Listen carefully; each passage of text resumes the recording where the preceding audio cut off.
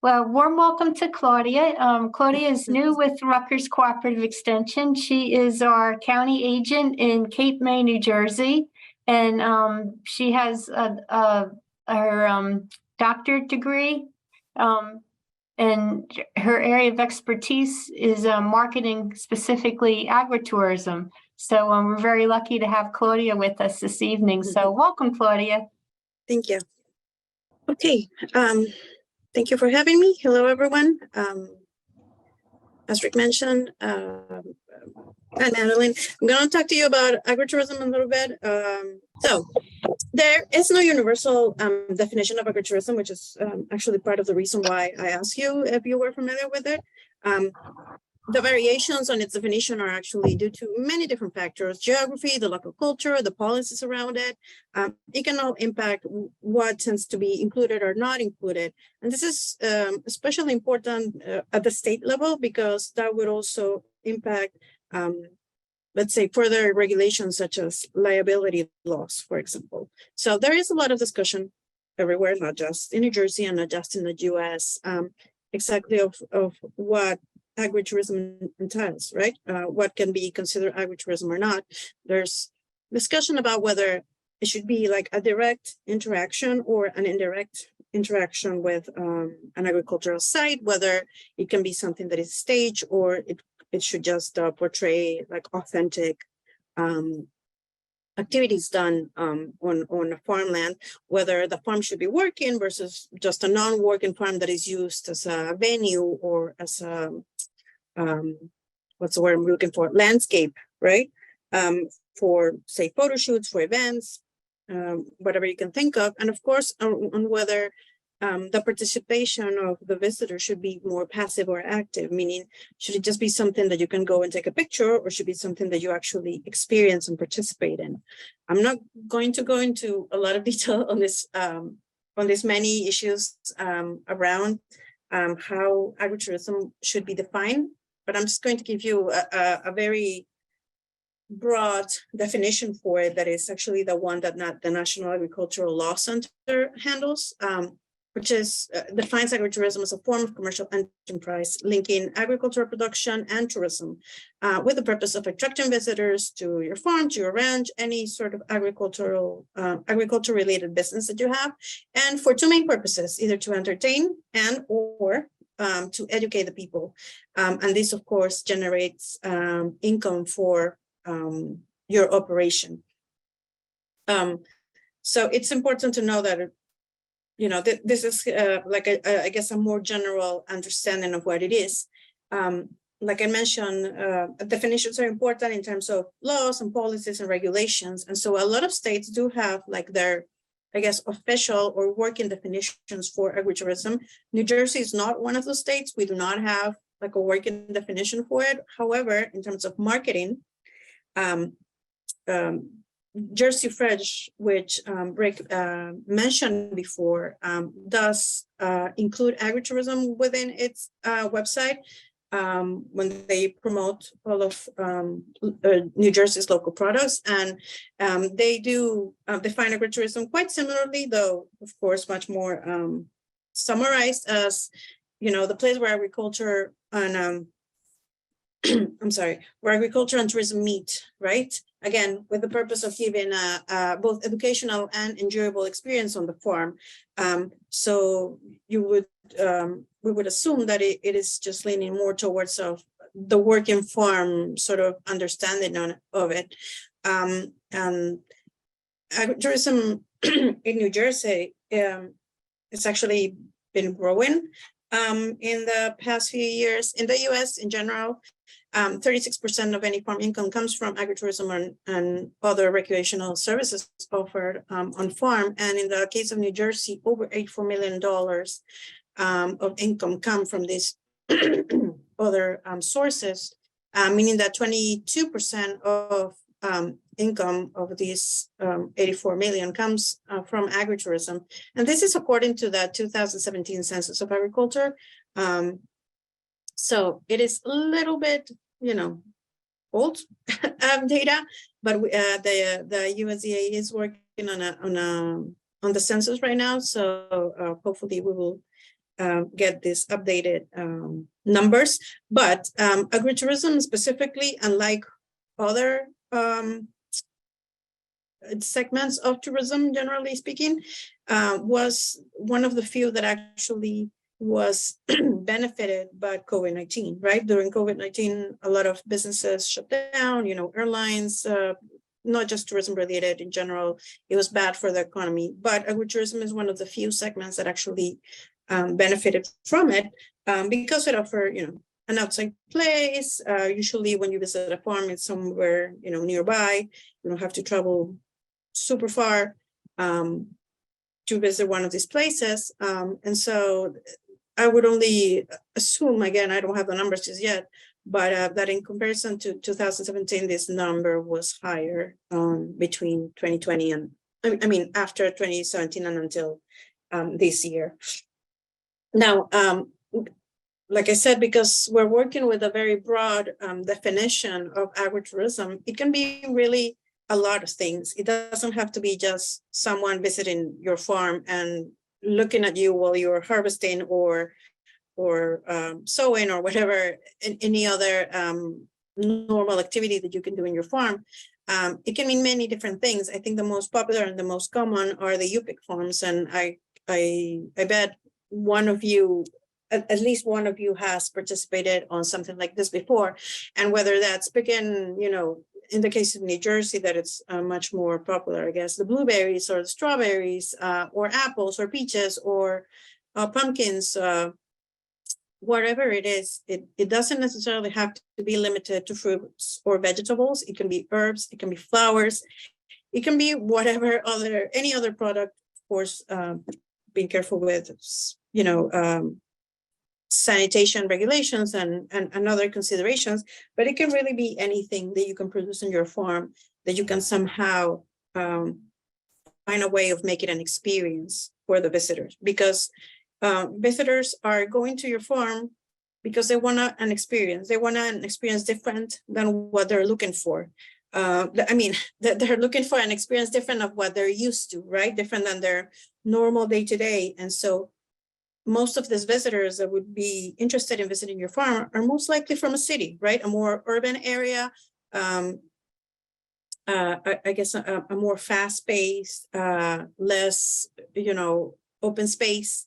And so they want to see, they want to experience something completely different, and they want to be more immersed. They don't want to be just an spectator, right? They don't just want to see what you're doing. They want to learn how you do it. They want to learn how to do it themselves, and they want to feel that some sense of accomplishment, right? From actually being able to, pick your own strawberries or picking your own apples. I don't know how many of you actually went and was surprised of not having, the faintest of idea of how you actually have to harvest one of these things, or, how do they have to look or feel like for you to be able to harvest them, for you to know that they're ready to be eaten. And that's just part of the experience. That's what people pay for, right? They are willing to pay more money for the same products that you might sell elsewhere because they are able to do it themselves. And again, this is not just limited to fruits and veggies, but it can be anything else, any other product that you have in your farm. Another common type of agritourism would be the corn mazes and the hayrides, right? These are very traditional in the US, hopping on the back of the tractor and, being driven around the farm or going around the maze, especially during fall season. And it's okay. I mean, it is quite, especially for families looking for, recreational experiences, something that can make it more fun for the children to learn more about agriculture, to create those connections with agriculture. But you are not limited to offer those traditional experiences. You can go a little scarier. You can go a little weirder if you must. You can think outside of the box. Just think of any other, you can convert any other type of a space within your farm into an experience, and a one-of-a-kind experience that would make your visitors be, compelled to go all the way to your farm, wherever that is, and, you know, spend money there and spend time there, and also enjoy it enough that they are also compelled to share with other people and say, hey, you really need to check this out because it's really cool. I'm not from the US, I'm from Peru, so this concept of the haunted rides and all that, it's kind of new to me, but I find it quite interesting and really, you know, one of a kind, right? Turning the farm and having this, taking this concept of the creepy farm, I guess, or the abandoned farm, and make it into an experience that people are willing to pay for. And that's a great example of something non-traditional, but that doesn't mean that, you know, you cannot do it or that it won't be successful just because it's not something that has been offered before. You are allowed to be creative, you know, in marketing, that is one of the most important things that you need to be, right?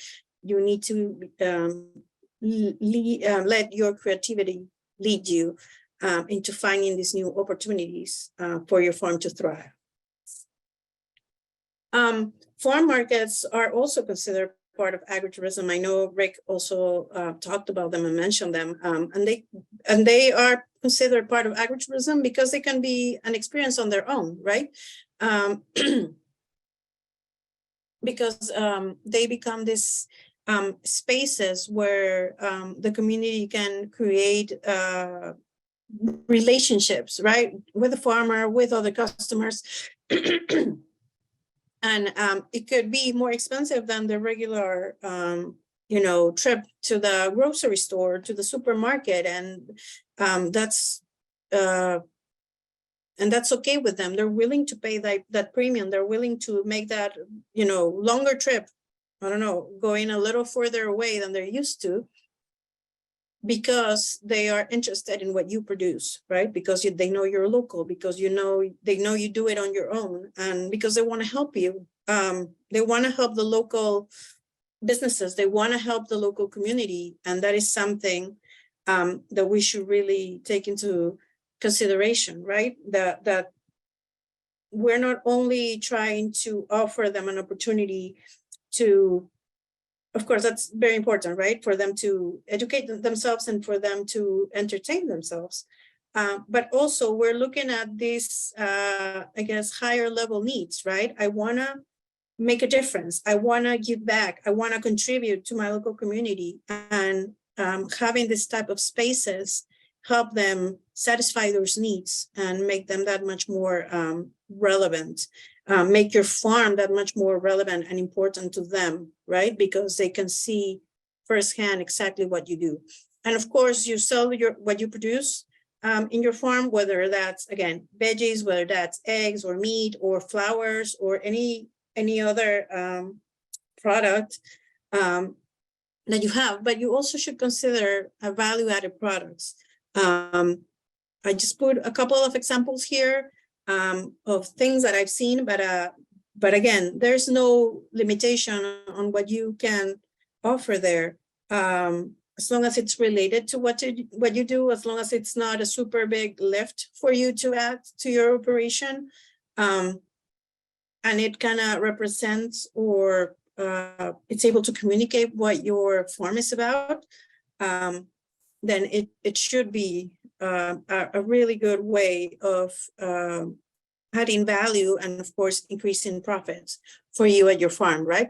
So we have honey candles, or, you know, pickles, or freeze-dried fruit and soaps. And I actually went to a farm in Vermont where they not only did they sell it, but they actually taught you how to make your own sauerkraut, which I thought was super interesting because I had no idea that was the thing. But again, people are going to be willing to pay more for that experience of knowing that every single item, every single element of that product has come from your farm, that you produced it, right? So it's not just value added because you put it in a jar or you process it. It's valuable because it has your hand, right? It has your work in it.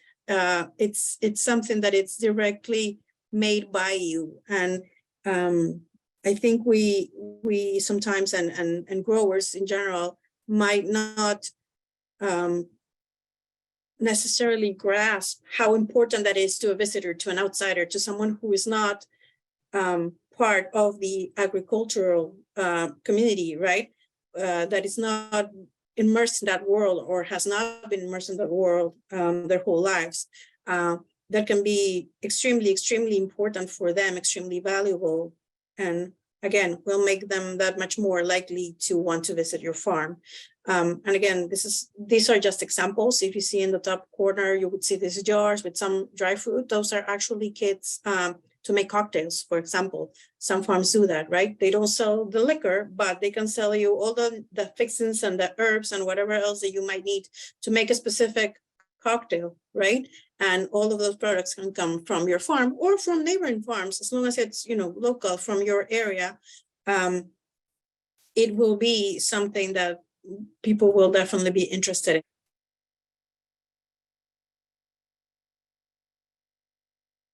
Then we have, you know, wineries, breweries, and distilleries.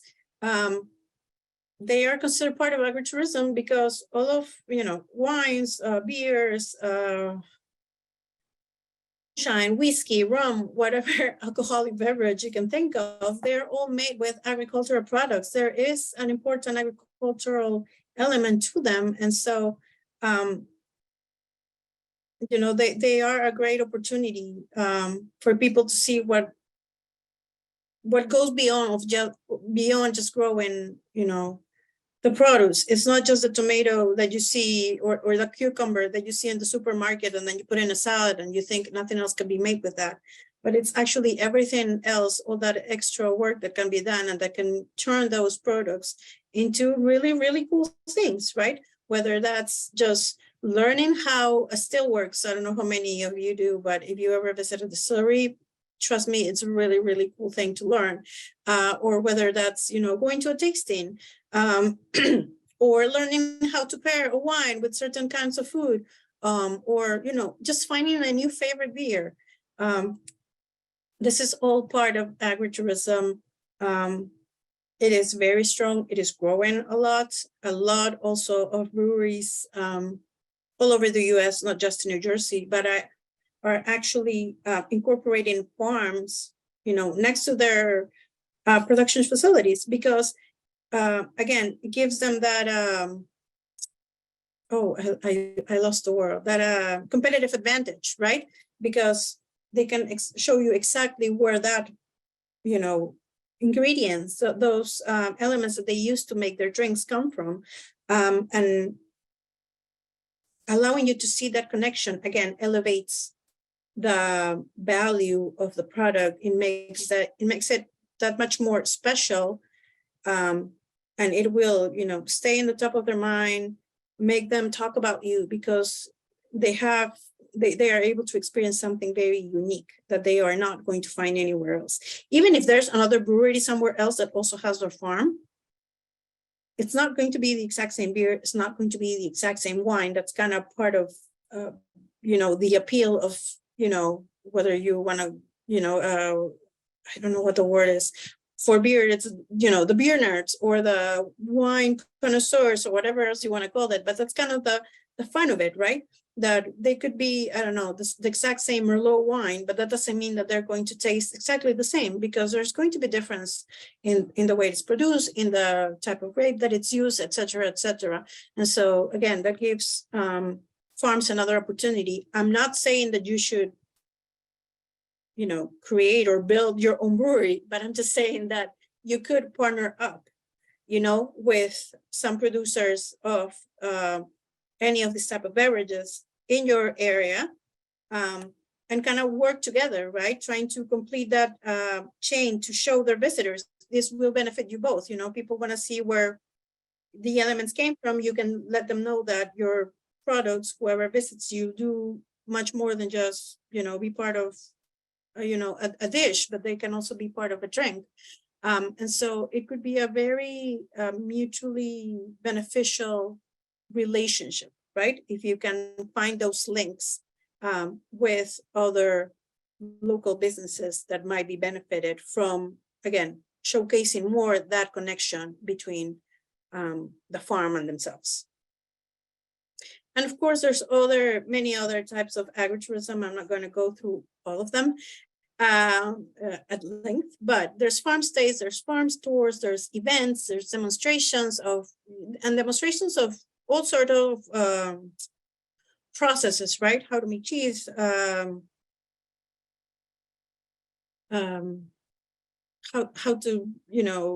harvest a specific type of fruit, how to cut the flowers even, right? There's specific flowers or specific plants have a specific ways of being harvested, whether that's a farm to table dinner, whether that's even camping, right? Something that I learned recently, and that honestly, when they mentioned it, I thought it made so much sense. And why didn't I think of this before? Why didn't it occur to me? But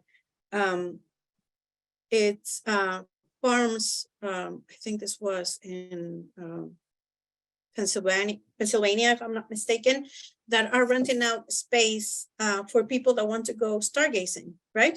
Because if they come from a big city, chances are that they're not able to see many stars, right? There's a lot of light pollution, there's noise, there's not enough space. So they go to these rural open spaces, they camp out there, and they can go just, go stargazing, go watch the stars, have a really laid back, really calm evening, camping out at your farmland. And that would be something that is not super cost intensive for you, but that would certainly generate some additional income for you and your farm.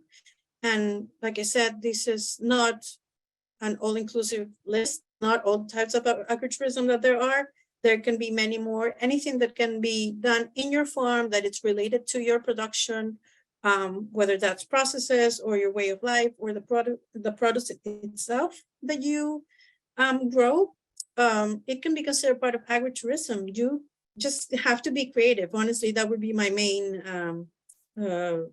advice. Just try to think outside of the box. And if it's really hard for you to be creative, because I know not everyone can be super creative, talk to your friends, talk to other people, see what they can think of, what they have been to, maybe something to inspire you to do something similar, or that, sparks an idea in your head. But it's trying to find opportunities, again, that do not necessarily need for you to build new facilities or to spend a whole lot of money on selling things or creating something, but that at the same time can showcase exactly what your farm is about, what your family is about, what your productions, your process, your farmland itself, like whatever the place is that your farm is located in, that can give people a better understanding of exactly what you are and what you do. That is going to be the best way to find your competitive advantage, right? And I know I've talked about a lot of, you can do this and you can do that, and you could be thinking, but why? Like, why should I even consider this, right? Why agritourism? I'm good at, harvesting and growing and doing what I do on my farmland. It's a farm, so I farm and that's it. And that is completely valid, but there are a lot of benefits from including agritourism in your operations. Again, I'm just giving you some examples. This is not an exhaustive list. I'm sure there are many more that you may have experienced or seen others experience, but for example, in terms of social cultural kind of benefits, as I mentioned before, it creates these connections between urban and rural areas. Currently, there's such a disconnection. Children, adults really sometimes don't know where their food comes from. They don't know where the food comes from. And this is problematic, right? They think that the actual food comes from a supermarket, and they don't know all the work, everything that it takes, right, for that food to be brought to the supermarket.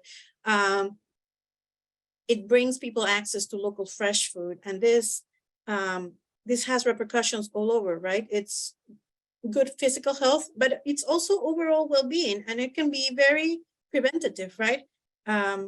Having access and actually eating, local fresh food can definitely improve or prevent a lot of ailments. And so this is another great benefit of agritourism. It also provides you with recreational opportunities, right?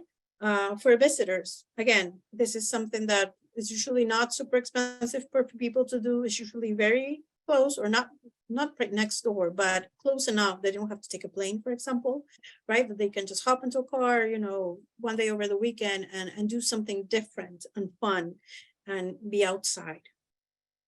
Like I mentioned, agricultural education, agricultural literacy has become a problem because there's such a disconnection between rural and urban areas. And so agritourism has the advantage of educating people when they're not noticing that they're being educated, because if you tell people most of the time they're going to learn something, they will probably roll their eyes and say, "Oh, boring."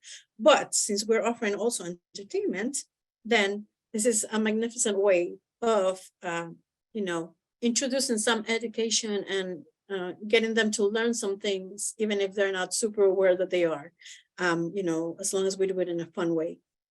It also creates a third space for the community, right? We're very used to these home and work spaces that we move around in. And those are not enough because they have a specific requirements. They fulfill specific needs or roles into our lives. And so people need a third space, a space outside of that where they can congregate, where they can relax, where they can get together, where they can develop new relationships. And agritourism creates those spaces in the rural areas, in the farmlands. And of course, it promotes farmland preservation, right? Losing rural areas is a major problem all across the US.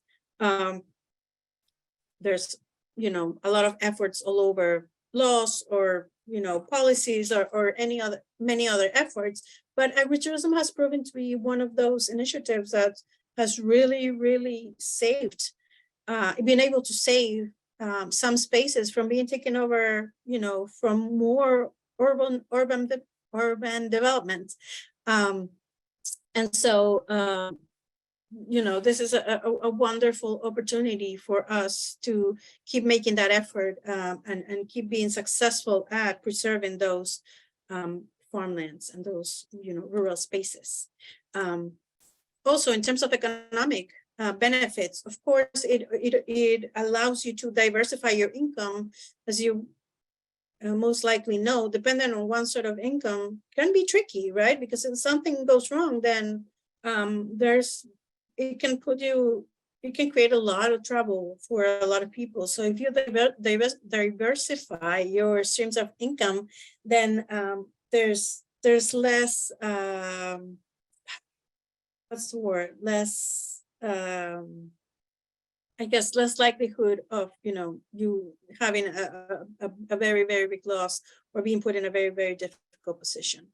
It also creates additional income for the growers. You know, one of you mentioned you're 100% agritourism, and I can only imagine that's because it's working for you, right? It's generating income for you that perhaps, you know, you wouldn't have been able to, you know, generate in other ways, or that it would have taken a lot more of investment. For example, if you were to expand just your agricultural operations to get that same amount of income.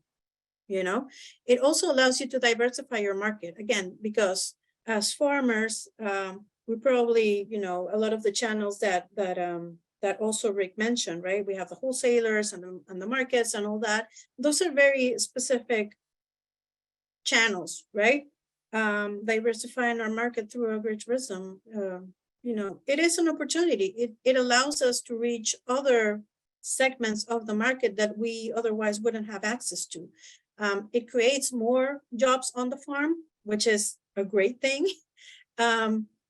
You know, there's always a lot of discussion of, you know, there's not enough, you know, work here. There's not enough ways of creating employment through farming, and, you know, agritourism, it's a great way to do that. And of course, taxes and other types of income from external sources, because you're having visitors coming into your locality, whether it's from another town or from another county, or sometimes even from another state. You are getting money that otherwise wouldn't get your way. So it not only benefits the farmers, you know, economy, but the community's economy, you know, and the local economy you know, if you're thinking at a larger scale.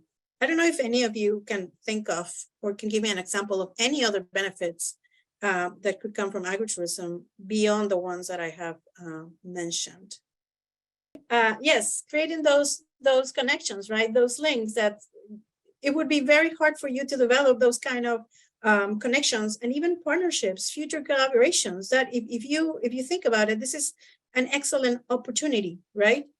For creating those connections. Yes, keeping the value of open spaces. Sometimes we take for granted how important having an open space available is, right? And agritourism kind of help us, you know, show people how important really is. Working with and showcasing other local business owners in your retail shop. Yes, and again, this is all part of the partnership, right? You get to create those links, those connections, and you know, together the sum of all parts is greater than the whole, right?